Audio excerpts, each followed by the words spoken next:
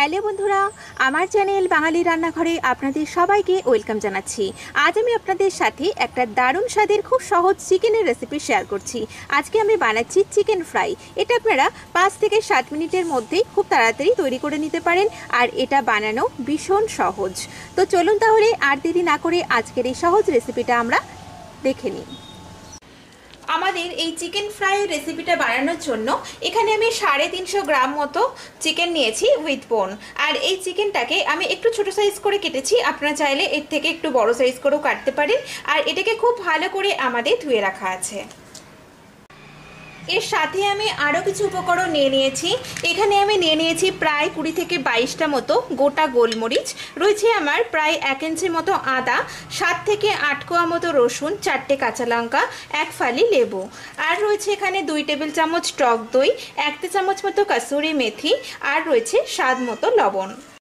এখন আমি এখানে একটা হামালদিস্তা নিয়েছি, এর মধ্যে নিয়ে নিলাম আদার টুকরো, রসুন, আর নিচ্ছি কাঁচা লঙ্কাগুলো। খুব ভালো করে এগুলোকে এখন একটু থেতো করে নিচ্ছি।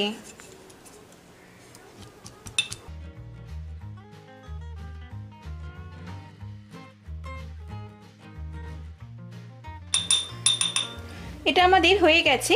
আপনারা কিন্তু এই কাজটা মিক্সিতেও করে নিতে পারেন। তো এখন আমি এই পেস্টটাকে চিকেনের মধ্যে দিয়ে দিচ্ছি।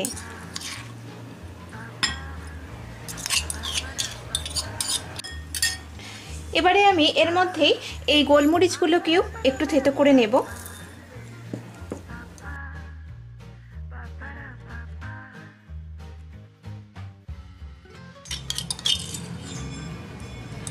আর এই রেসিপিটা কিন্তু একটু ঝাল ঝাল হয়, গোলমরিচের ঝাল আবার কাঁচা লঙ্কার ঝাল মিশে খুব সুন্দর একটা টেস্ট আসে। এখন আমি এর মধ্যে দিয়ে দেব একটু লেবুর রস,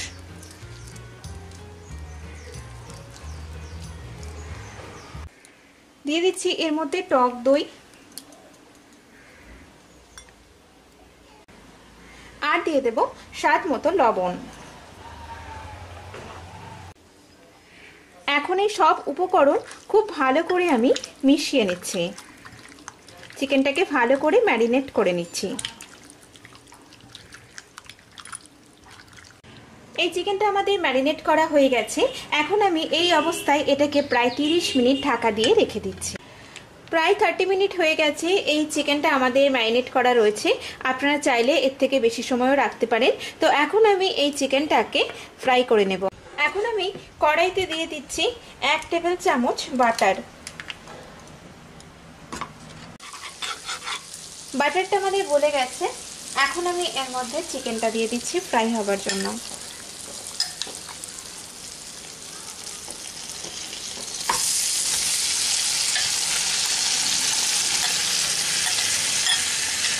এখন এই চিকেনটাকে আমি এই অবস্থায় 12 থেকে 15 মিনিট ঢাকা দিয়ে দিচ্ছি মিডিয়াম ফ্লেমে, যাতে চিকেনটা ফ্রাইও হবে আবার সুন্দরভাবে চিকেনটা আমাদের সেদ্ধও হয়ে যাবে।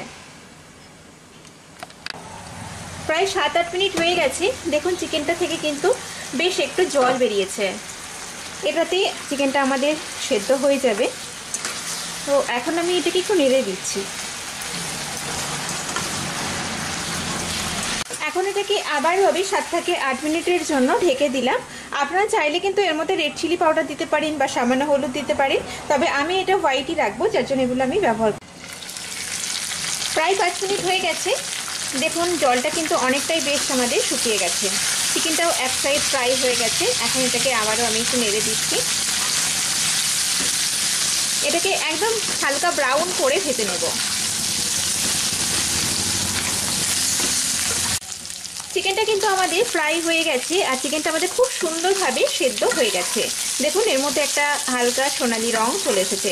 তো এখন আমি এটাকে নামিয়ে নেব। তার আগে এর মধ্যে আমি কিছুটা পরিমাণ কাসুরি মেথি একটু হাত দিয়ে গুঁড়ো করে দিয়ে দিচ্ছি। আপনারা চাইলে কাসুরি মেথির পরিবর্তে একটু ধনেপাতা কুচানো দিতে পারেন। এখন আমি গ্যাসটা বন্ধ করে দিচ্ছি, আর এটা আমাদের গরম গরম পরিবেশন করার জন্য পুরোপুরি তৈরি হয়ে গেছে।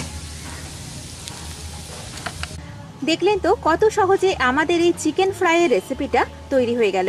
তো আমার এই ভিডিওটা যদি আপনাদের ভালো লেগে থাকে তাহলে প্লিজ আমার ভিডিওটাকে লাইক, শেয়ার, কমেন্ট করবেন। আর অবশ্যই নিত্য নতুন রেসিপি পাওয়ার জন্য আমার চ্যানেলটিকে সাবস্ক্রাইব করবেন। সবাই ভালো থাকবেন, সুস্থ থাকবেন। আমি আবারও হাজির হব নতুন কোনো রেসিপি নিয়ে। নমস্কার।